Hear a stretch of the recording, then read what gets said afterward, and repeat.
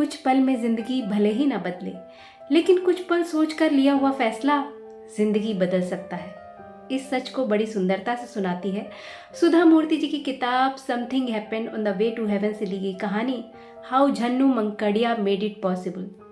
कहानी की लेखिका है नीलमणि सुतर। ये कहानी 9 साल की आदिवासी लड़की झन्नू की है, जिसकी माँ ने उसे शिक्षित करने के लिए पैसे भरे थे, मगर वो तो किसी और ही मुसीबत में फंस गई। भारत के सबसे गरीब गांवों में से एक उड़ीसा की पुरानी पहाड़ियों की तलहटी में बसी है झन्नू मंकड़िया की जन्मभूमि नेमिगुड़ा। ये गांव बिरहोर आदिवासी समुदाय के कुछ 100 परिवारों का घर है।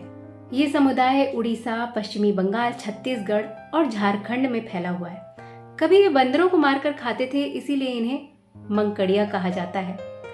बचपन के मुश्किल दिनों में झन्नू का परिवार सड़कें बनाने, फसल काटने, कोयले की खदान में काम करने से लेकर पत्थर तोड़ने तक का कोई भी काम करता था। हर गर्मी की शुरुआत में झन्नू के पिता सुदम मंकड़िया सर पर गठरी लाद कर 8 सप्ताह की लंबी यात्रा के बाद पश्चिमी बंगाल के तटवर्ती क्षेत्रों में स्थित ताड़ के बागानों तक पहुंचते। उनकी मजबूत कदकाठी को देखकर कॉन्ट्रैक्टर उन्हें काम पर रख लेता था। ताड़ के बागानों में काम करने के लिए बहुत अधिक ताकत और चपलता की जरूरत होती है, क्योंकि ताड़ के पेड़ पर लगे ऊंचे खजूर के फलों तक पहुंचने के लिए नंगे हाथों बिना किसी सुरक्षा के चढ़ना होता था, जिसकी ऊंचाई 4 से 5 मंजिला बिल्डिंग के बराबर होती है।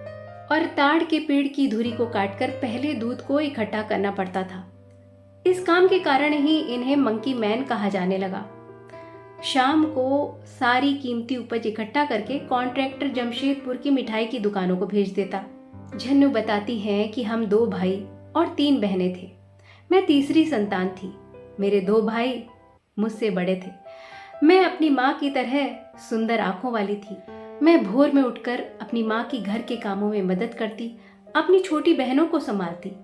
हमने स्कूल का मुंह कभी नहीं देखा था, मगर जिंदगी की कठोरता का सामना करना हमें खूब आता था। जब सरकार ने बंदरों को मारने पर रोक लगा दी, तो गांव के बाकी परिवारों की तरह मेरा परिवार भी भोजन के लिए रुपया कमाने का मौका तलाशने लगा। पतझड़ के मौसम में मेरा परिवार, मेरी माँ और मेरे भाई गांव के बाकी लोगों के साथ सुबह सुबह निकल जाते। जंगल में वो तेंदू के पत्ते इकट्ठा करते, जिनका इस्तेमाल बीड़ी बनाने के लिए होता। हर घंटे रुककर 50 पत्तों का एक बंडल बनाते। ऐसे एक बंडल की कीमत मात्र 2 रुपए होती। दिन भर में अगर 50 से 100 बंडल बनते तो ये बस परिवार को जिंदा रखने के लिए ज्यादा कुछ नहीं था। एक दिन गांव में ये खबर फैल गई कि झरिया की कोयला खदानों के पास लड़कियों के लिए हॉकी का ट्रेनिंग स्कूल खोला जा रहा है, जहां लड़कियों को ट्रेनिंग के साथ साथ शिक्षा भी दी जाएगी। बदले में उन्हें उनके फार्म पर काम करना पड़ेगा। इस काम के लिए जिस कॉन्ट्रैक्टर को लड़कियां चुनने की जिम्मेदारी दी गई थी, गांव की माएं उसे कुछ भी घूस देने लगी। वो महाजन के पास जाकर अपने आभूषण बेचने लगी, यहाँ तक कि गाय बकरियां बेचने लगी। कॉन्ट्रैक्टर ने उन चुनी हुई लड़कियों के माँ बाप को बताया कि सुबह सुबह 4 बजे मेरा ट्रक आ जाएगा। मेरे पिताजी ने सभी की तरफ से पूछा, बच्चे वापस कब आएंगे? कॉन्ट्रैक्टर ने कहा, हर साल मकर संक्रांति पर। मेरे चेहरे पर डर के भाव तैर गए तो मेरी माँ ने मुझे समझाया, याद करो तुम्हारी सहेली विनीता के साथ क्या हुआ था। मेरी माँ उस पड़ोसी की बेटी की बात कर रही थी, जिन्होंने उसे किसी अंधे आदमी के हाथ इसलिए बेच दिया था ताकि वो अपने बाकी बच्चों का पेट भर सके। अगली सुबह जब ट्रक का हॉर्न सुनाई पड़ा, तब घुप अंधेरा छाया था। चुनी हुई लड़कियां पहले से ही बाहर इंतजार कर रही थी। उनकी माँओं ने उनके लिए एक समय का खाना बांध दिया था। ट्रक की यात्रा कुछ समय में ही रुक गई। एक टाइल लगे शेड के बाहर ट्रक रुक गया, जहां 100 वाट का बल्ब एक बड़ी सी बिल्डिंग को रोशनी दे रहा था। बिल्डिंग का चौकीदार बिना कॉलर वाला कुर्ता और लुंगी पहने था। उसकी आंखें चूल्हे की चिंगारी की तरह लाल थी। उसने इशारा करते हुए हम सबसे एक बड़े से हॉल में जाने को कहा। उसने कहा, तुम सब बैठ जाओ। उसने हम सबकी गिनती की। उसके बाद हमें 2 समूहों में बांट दिया। मैं अपनी जान पहचान वाली लड़कियों से अलग होकर अजनबी चेहरों के बीच पहुंच गई। सब कुछ बहुत अजीब लग रहा था। करीब 1 सप्ताह बाद रविवार के दिन एक गंजा आदमी उस कॉन्ट्रैक्टर से मिलने आया। उसके हाथ में 2 मोटे ब्रीफकेस थे। उसने उस कॉन्ट्रैक्टर से काफी लंबी बातचीत की जो हम नहीं सुन पा रहे थे। वो ब्रीफकेस देकर चला गया। कॉन्ट्रैक्टर बहुत खुश नजर आ रहा था। वो हमारे पास ताली बजाते हुए आया और बोला, खुश हो जाओ, कल से तुम्हारी ट्रेनिंग शुरू हो जाएगी। उसी शाम उन्होंने हमें दूसरी बिल्डिंग में भेज दिया और बाहर से ताला लगा दिया। मैंने देखा एक रहस्यमयी चेहरा हमें घूर रहा है। वो गुर्राते हुए कॉन्ट्रैक्टर से बोला, अब तुम्हारी ड्यूटी खत्म हो गई है, तुम जा सकते हो। मुझे समझ आ रहा था कि हम मजदूरी करने के लिए बेच दिए गए हैं। मुझे बचने या भागने का कोई रास्ता नहीं नजर आ रहा था। मैं सोच रही थी कि हे भगवान, ये हमारे साथ क्या हो रहा है। तभी उस रहस्यमयी चेहरे ने हमें भेड़ बकरियों की तरह एक ट्रक पर चढ़ा दिया।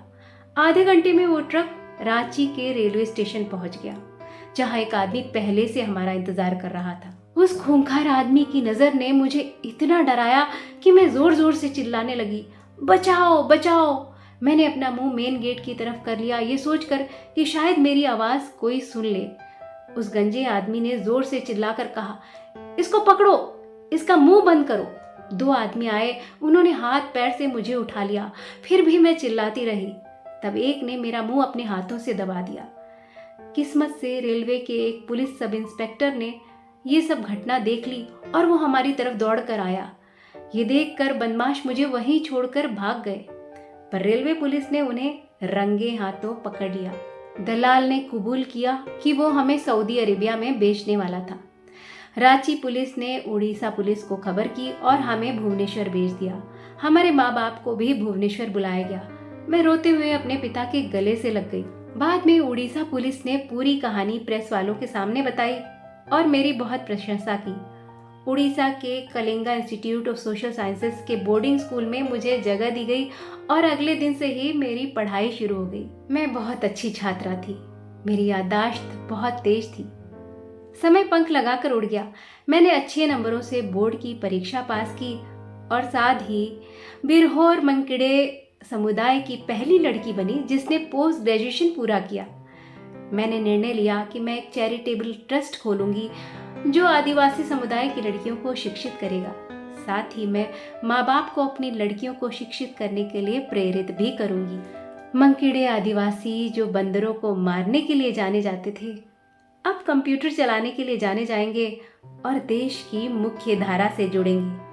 तो मुश्किल परिस्थितियों से डरकर अगर इंसान चुप रह जाता है तो जिंदगी बर्बाद हो जाती है, लेकिन झन्नू की तरह अगर वो आवाज उठाता है तो जिंदगी में अच्छे परिवर्तन जरूर आते हैं। तो ये कहानी अच्छी लगी हो तो वीडियो को लाइक करिएगा, शेयर करिएगा और चैनल को सब्सक्राइब जरूर करिएगा।